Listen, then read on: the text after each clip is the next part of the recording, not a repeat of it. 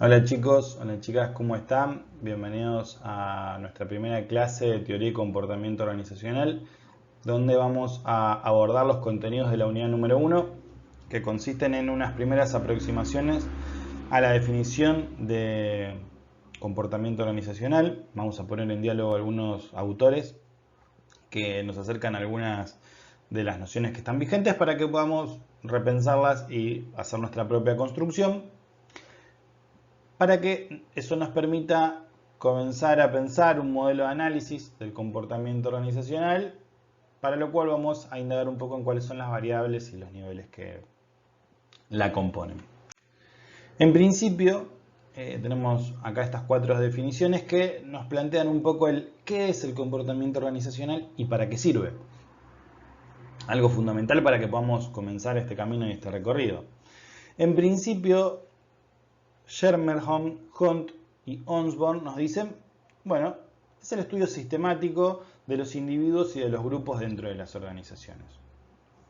A lo que Robbins nos agrega que este estudio se orienta a conocer cuál es el impacto que tienen, sí, los individuos y los grupos, pero también las estructuras. Agrega esta noción de, bueno, cómo se organizan dentro de la conducta que tienen las organizaciones. ¿Para qué? Bueno, Robin nos dice para estudiar la dinámica y el funcionamiento organizacional, a lo que Wagner y Hollenbeck dicen sí, que podamos comprenderla, pero que también podamos explicarla, que también podamos predecirla y hasta cambiarla.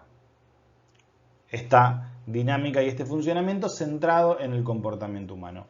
De estas definiciones nosotros vamos a ver que hay varios elementos los cuales vamos a ir abordando ahora a lo largo de esta clase. Por ejemplo, las características del comportamiento organizacional. La idea de estudio sistemático hace referencia a dejar de lado la intuición, esta intuición que desarrollamos a lo largo de nuestra vida, que nos permite adelantarnos al comportamiento de las personas, pensar cómo nuestras acciones van a tener reacciones en ellas. Bueno, esto lo desarrollamos a través de la intuición y lo que nos propone es reemplazarlo por el método científico, formular hipótesis, buscar pruebas, comprobarlo empíricamente y arribar a conclusiones en las que se puedan establecer alguna relación y hasta predicciones válidas sobre el comportamiento y la conducta organizacional. Por otro lado, la idea de contingencias, el enfoque y la variable de contingencia, porque claro, no todas las personas se comportan de la misma manera o no reaccionarían igual ante situaciones similares. Eso nos hace pensar que para poder desarrollar predicciones medianamente válidas sobre el comportamiento organizacional y sobre el comportamiento de las personas en las organizaciones, lo que debemos hacer es incorporar esta variable situacional, poner a la conducta de las personas en determinado contexto.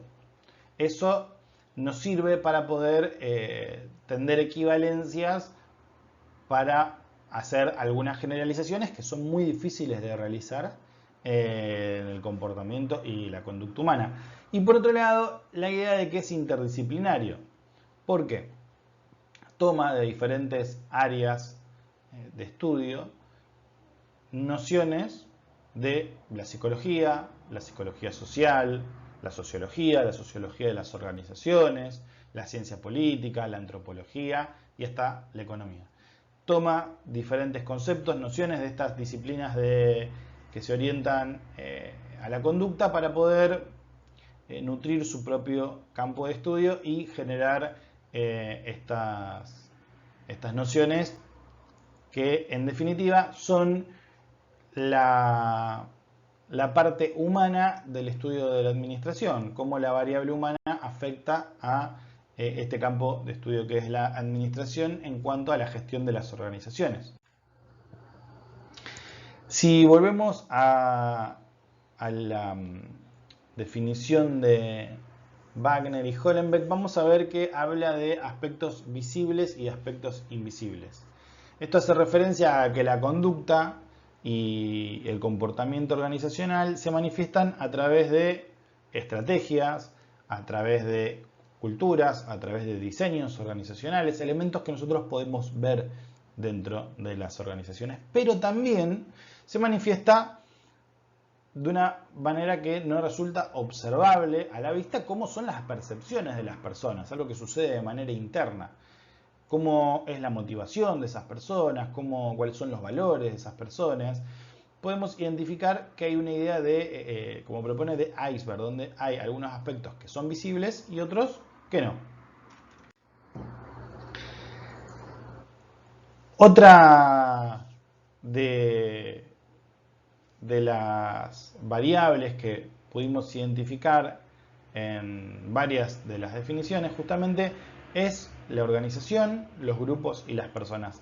Estas, dentro del modelo de comportamiento convencional, del comportamiento organizacional, se organizan de manera jerárquica pero interrelacionada, ¿no? Con un ida y vuelta permanente entre las diferentes variables que la componen, que nos permiten empezar a construir un modelo. En principio, ¿qué es un modelo? Es una propuesta que nos sirve para poder desarrollar abstracciones sobre diferentes situaciones para poder empezar a comprenderlos. Nos permite hacer generalizaciones, aplicarlo a diferentes casos. Obviamente, siempre adaptando, como decimos, la variable situacional, la variable de contingencia. Como marcaba en su definición Robbins, tenemos a las personas, a los grupos que conforman y a la organización.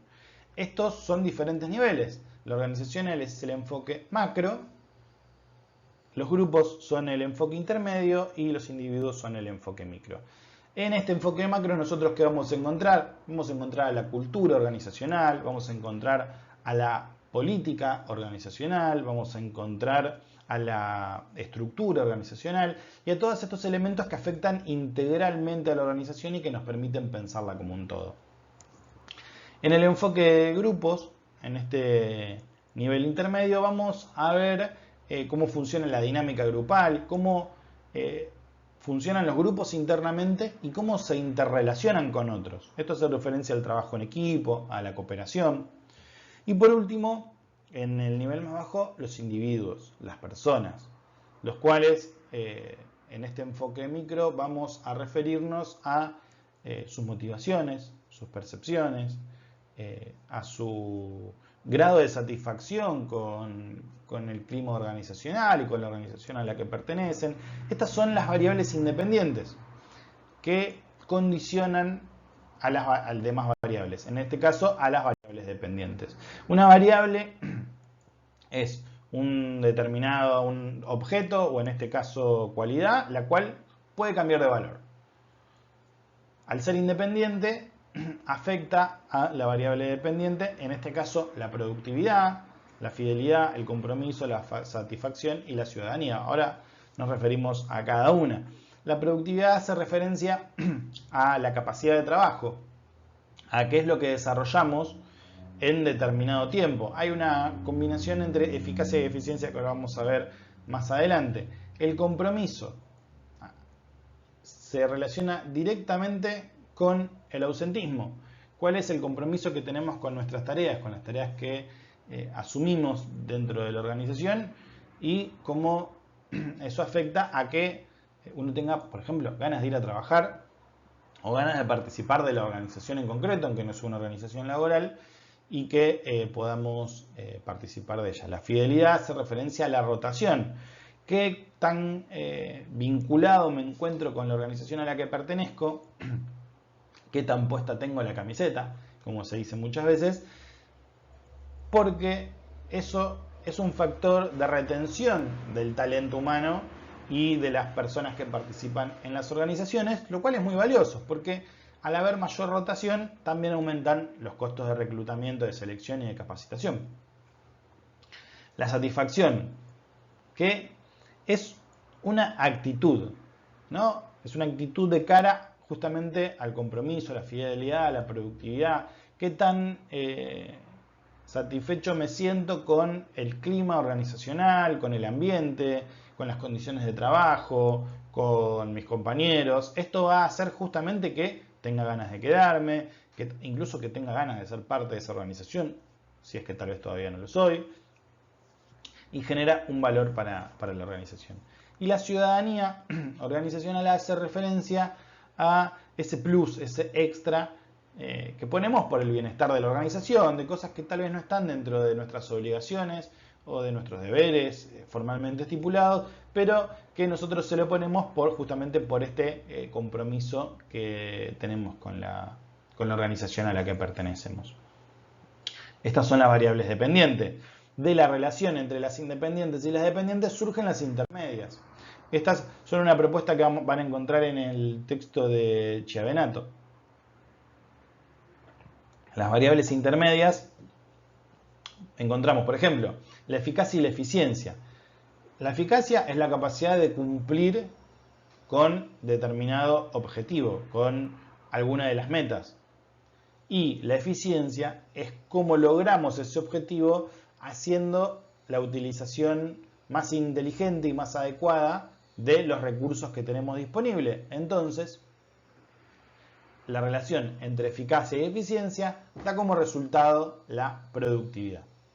Luego, la flexibilidad de la organización. ¿Qué tan adaptable es a los cambios? No solo los grandes cambios, como pueden ser en este caso que vivimos actualmente la pandemia, sino también a los pequeños cambios del día a día, a los diferentes problemas que se van presentando, cómo nuestra organización logra adaptarse a esas contingencias que suceden. Luego tenemos la calidad, que se puede interpretar de muchas maneras. Puede ser la calidad en cuanto a cómo está construido un producto o cómo está brindado un servicio, que está hecho con materiales de calidad, que nosotros nos preocupamos porque ese resultado sea el mejor posible. Así como también la calidad puede estar referida a la satisfacción del cliente y en este caso, o del usuario, y en este caso si es independiente del producto o del servicio, aunque va a tener que ver, no lo vamos a encontrar en el producto, sino en la devolución que nos haga el cliente o el usuario. O también podemos encontrar la calidad en el proceso. Esto sucede mucho con NormaSys o NormaSIRAM, en el cual vamos a ver que la forma que hay de certificar un proceso de calidad es justamente cumpliendo con un procedimiento determinado y ciñéndonos lo más posible a la norma que está vigente. Y luego la innovación, la capacidad que tenga nuestra organización de generar nuevas ideas, nuevos productos, nuevos servicios, nuevos procedimientos para mantenerse actualizada y para ser cada vez más competitiva, para poder desenvolverse y sobrevivir en el contexto en el que se desarrolla. Si es una organización, seguramente será, si es una organización privada con fines de lucro, seguramente sea en el mercado en el cual tiene injerencia, y si es de otro tipo, en el entorno en el cual se desarrolla. Luego de pasar por todas estas variables, llegamos a resultados. Todas estas variables condicionan el cumplimiento de la misión, que es algo fundamental para las organizaciones, ya que justamente su misión es la que le da razón de ser. Nos permiten también crear valor, valor simbólico y valor económico. El valor económico, lógicamente, pueden ser recursos financieros, pueden ser mayores ingresos de dinero, pueden ser maquinaria, pueden ser diferentes activos que incorpora la organización, pero también nos permite crear valor simbólico. Por ejemplo, el valor de marca. Muchas veces cuando nosotros nos referimos a una marca nos damos cuenta de que la mencionamos haciendo referencia a que son una garantía de calidad. Y uno dice, bueno, me voy a comprar tal calzado de tal marca porque sé que me va a durar, o me voy a comprar tal electrodoméstico de tal otra porque sé que es bueno y que va a tener un buen rendimiento. De esa manera, para nosotros la marca es un valor simbólico que para la organización tiene mucho poder, ya que le da estatus y le da referencia. También estas variables le van a permitir a la organización sobrevivir, mantenerse actualizada, renovarse, para poder sobrevivir en un contexto que es cada vez más cambiante, que cambia cada vez más rápido. También le van a permitir crecer en tamaño, porque incorpora más miembros a su organización, porque se desarrolla más ampliamente, o también porque realiza nuevas tareas, porque incorpora nuevos procedimientos, o porque tiene un mayor alcance de mercado, porque pasó de ser la primera marca en tal rubro, pasó de ser la segunda, la segunda a la primera, porque creció, porque en vez de ocupar ya no el 10% del mercado, ocupa el 20%. Bueno, podemos crecer en muchos sentidos, ¿no? En ocupación de mercado, en cantidad de personas que forman parte de nuestra organización, en cantidad de actividades que desarrollamos. Todas estas variables nos van a permitir eso. ¿Cuál es la utilidad de todo esto? Ya lo habíamos visto en la primer filmina, desarrollar métodos que nos permitan estudiar y comprender el comportamiento organizacional. Tenemos un modelo que nos plantea, que acabamos de recorrerlo, que nos plantea una serie de variables. Bueno, ¿cómo implementamos ese modelo en la organización? Formula conceptos, estas nociones que empezamos a ver, la noción de eficiencia, de eficacia, de productividad, que nos permiten entender qué es lo que sucede y qué es lo que pasa en la organización, darle un nombre para poder analizarlo y ver cómo se compone. También nos brinda técnicas para poder analizar a la organización y plantea estrategias. ¿Cuáles son las estrategias para abordarlo? Por ejemplo, como decíamos, ¿no? El enfoque de las contingencias es determinante poder incorporar al estudio del comportamiento el contexto en el que se desarrolla. Nada es una isla, sino que está permanentemente en relación y en intercambio con los elementos que lo rodean. Todo esto nos va a permitir potenciar, mejorar, transformar la organización en cuestión. Sin embargo, no debemos dejar de lado los debates actuales del comportamiento, porque muchas de estas teorías se construyeron en los años 90, en los años 2000, cuando estaba comenzando los cambios que nos traen la tecnología, las comunicaciones, el internet en la actualidad. Hoy en día vamos a encontrar que la sociedad cambia permanentemente, que cambia el mundo de los negocios, cambian las formas del trabajo. Antes trabajábamos de manera presencial, hoy muchos trabajos se desarrollan a distancia. Antes la sociedad tenía unos valores y hoy plantea otros muy diferentes. Los negocios antes se desarrollaban en forma local, ahora son transnacionales. Los clientes antes buscaban seguridad en un producto, buscaban fidelidad de ese producto y que durara. Hoy buscan que sea adaptable, que sea personalizable a ellos. También la tecnología.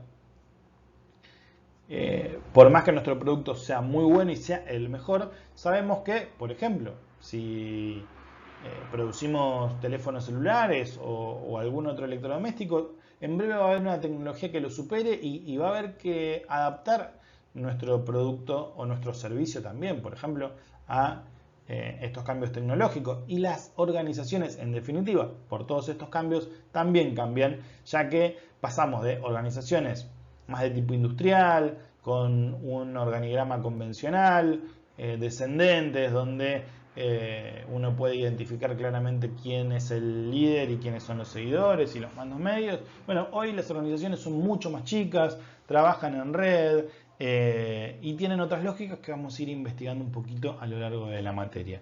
Hay muchos cambios en las organizaciones y ese es, me parece a mí, el foco central de la actualidad del comportamiento organizacional, lo que está en debate para que nosotros podamos pensarlo y construir nuestras propias nociones. Hasta acá un poco la clase de hoy, tratamos de hacerlo cortito para que no sean videos muy extensos. Van a encontrar esto mucho más desarrollado en la ficha de lectura de la materia, la cual les recomendamos un montón que la lean.